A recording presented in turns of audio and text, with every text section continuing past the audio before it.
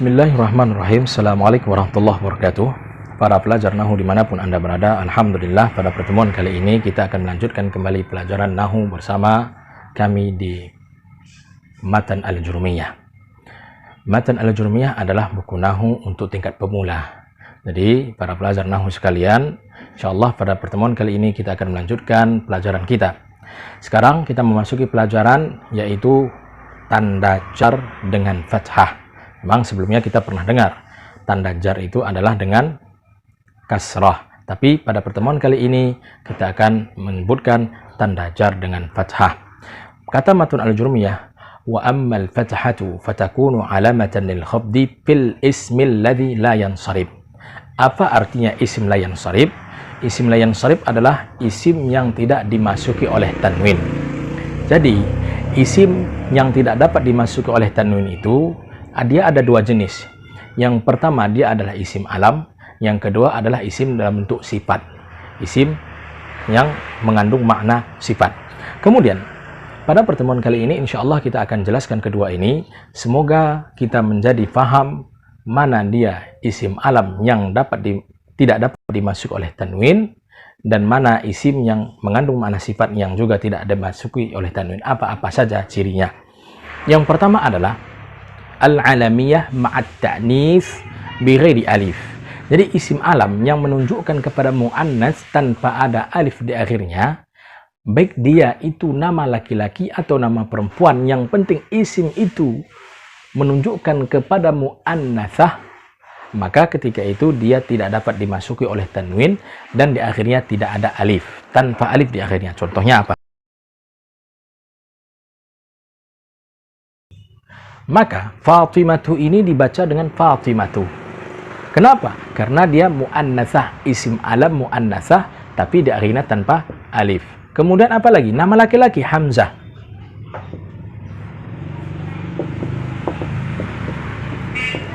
Hamzah ini pun isim alam ma'at ta'nis bighairi alif. Meskipun ini adalah nama laki-laki, tapi dia bisa dianggap sebagai isim alam ma'at ta'nis bersama adanya tanda muannasah sama dia. Apa itu? At-ta'al marbutah. Karena ada ta'al marbutah di sini, dia ma'at ta'nis, isim alam yang bersama ta'nis, maka dia pun tidak dapat dimasuki oleh tanwin. Itu yang pertama, al-alamiyah ma'at ta'nis. Yang kedua adalah al-alamiyah ma'al ujmah. Al-alamiyah ma'al ujmah ini adalah isim alam yang dia asalnya dari bahasa asing. Seperti Ibrahimu ini sebenarnya dia bukan bahasa Arab asalnya. Dia berasal dari bahasa di luar Arab. Maka ketika dijadikan dia sebagai bahasa Arab, maka juga tidak dapat dimasuki oleh tanwin. Contohnya apa lagi? Selain daripada Ibrahim, contohnya lagi adalah William. William ini kan bahasa asing ini, bukan bahasa Arab. Ketika dijadikan dia bahasa Arab, maka tidak dapat di sana ditambah dengan tanwin. Kenapa demikian? Memang begitu peraturannya. Kemudian selanjutnya setelah al-alamiyah ma'al ujmah, al-alamiyah ma'at tarkib. Al-alamiyah ma'at tarkib artinya dia adalah isim alam, akan tetapi dia terdiri dari dua kata. Contoh,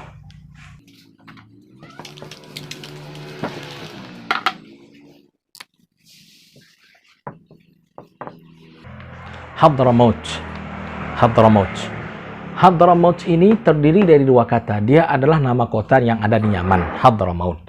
Hadra ini terdiri dari kata hadara dan maut. Maka dijadikan dari sebuah kota namanya Hadramaut. Ketika jenisnya seperti ini, dia ma'at tarkib, al-alamiyah ma'at tarkib. Ketika seperti ini, maka dia pun tidak dapat ditambah tanwin di akhirnya. Ini adalah isim alam yang bertambah alif dan nun. Bertambah alif dan nun. Contohnya apa itu?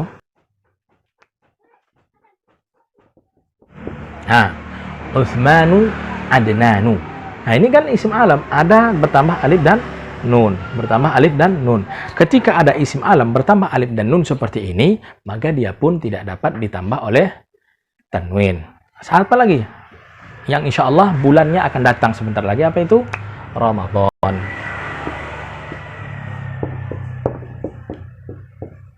Syahru Ramadhana. Maka ketika seperti ini, Ramadhanu pun tidak dapat ditambah tanwin atau dimasuki oleh tanwin. Kenapa? Dia adalah isim alam ma'a ziyadatil alif wan nun. Kemudian selanjutnya, al-alamiyah ma'a waznil fi'il. Dia wazannya seperti fi'il. Contohnya Ahmad. Dan nama orang lagi Akram. Ada nama orang lagi Yazid. Maka kalau dia bentuknya ala waznil fi'li atau wazannya dalam bentuk fi'il, maka ketika seperti ini pun dia tidak dapat dimasuki oleh tanwin. Akram ini termasuk dia dalam bentuk nama orang. Kemudian Ahmadu ini pun dalam bentuk nama orang. Yazid pun dalam bentuk nama orang. Kemudian selanjutnya, al-alamiyah ma'al adal. Al-alamiyah ma'al adal. Hapus dulu ini.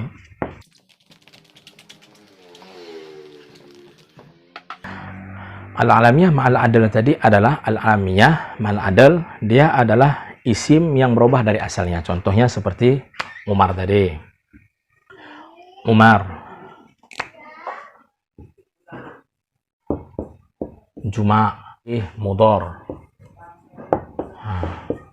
Maka kalau seperti ini jenis nama orang, Umar, Jumar, Mudhar, maka ketika seperti itu dia sudah berubah dari asalnya. Maka ketika seperti ini kita jumpai dalam sebuah kalimat, maka tanwin tidak dapat dimasuki. Begitu juga dengan sifat. Sifat ketika di dalam bentuk bertambah alif dan nun, contohnya seperti yakzanu. Yakzanu. Begitu juga dengan sifat dalam bentuk fi'il, akram. Seperti yang kita jelaskan sebelumnya. Akramu. Kemudian afdalu. Nah, ini kan dalam bentuk sifat ini. Maka ketika seperti ini sifatnya, maka tidak ditambah tanwin atau tidak dapat dimasuki oleh tanwin. Begitu juga dengan dalam bentuk al-adad. Contohnya apa? Contohnya seperti sulasu, waruba'u, wahumasu, wasudasu.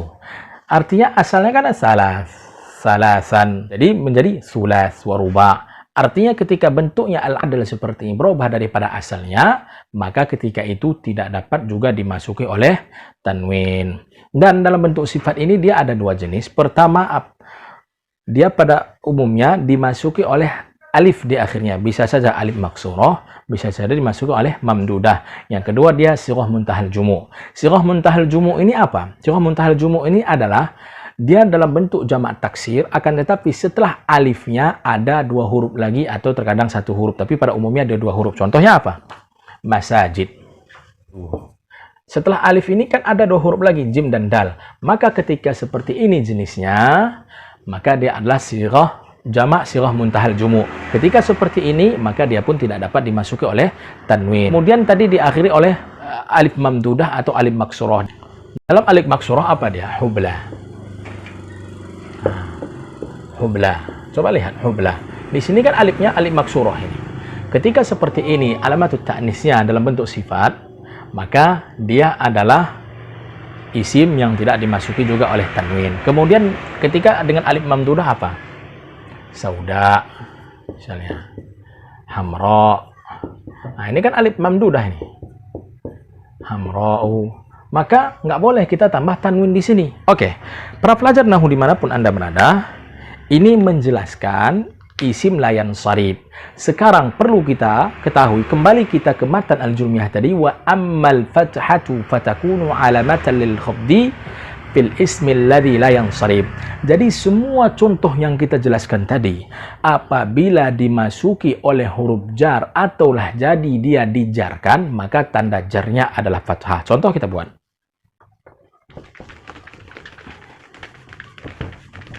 Contoh daripada beberapa contoh sebelumnya tadi kita buat, kita ambil beberapa contoh saja. Contohnya Umar.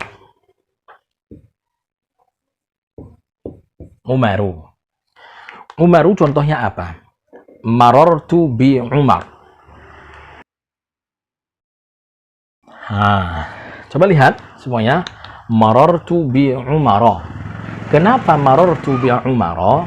Karena Umar ini adalah isim layan sarif. Apabila dimasuki oleh huruf jar, tanda jarnya adalah al-fathah niyabatan anil fathah. Kenapa? Karena dia al-isim alladzi la yansarif, atau kata orang lain mamnu' minas sarfi. Maka ketika seperti ini tanda jarnya adalah fathah. Contoh lain apa lagi Ustadz? Contoh yang lain kita lihat lagi.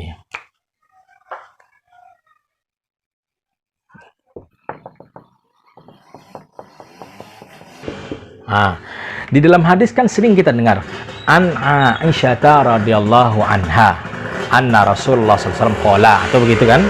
Nah, di sini an ini adalah huruf jar. An ini adalah huruf jar. Tapi ketika dimasuki oleh an, maka Aisyah di sini kenapa? Karena dia adalah al-alamiyah ma'at ta'nis bi ghairil alif, dan dia termasuk isim la yansarif. Apabila kita jumpai di tempat manapun, apabila dia masuk kepada tiga tadi, dimasuki oleh ditambah dengan alif dan nun, kemudian ditambah dengan ala waznil fi'il, kemudian ma'al adl, berubah daripada bentuk asalnya, maka ketika itu perlu kita ketahui isim tersebut tanda jarnya adalah al-fathah niyabatan anil kasrah. Jadi para pelajar Nahu dimanapun Anda berada, semoga pelajaran Nahu kita kali ini dapat kita pahami. Panjang memang penjelasannya, karena memang harus kita jelaskan agar kita tahu mana isim la yansarif. Para pelajar Nahu sekalian, demikianlah pelajaran hari ini, semoga dapat dipahami. Assalamualaikum warahmatullahi wabarakatuh.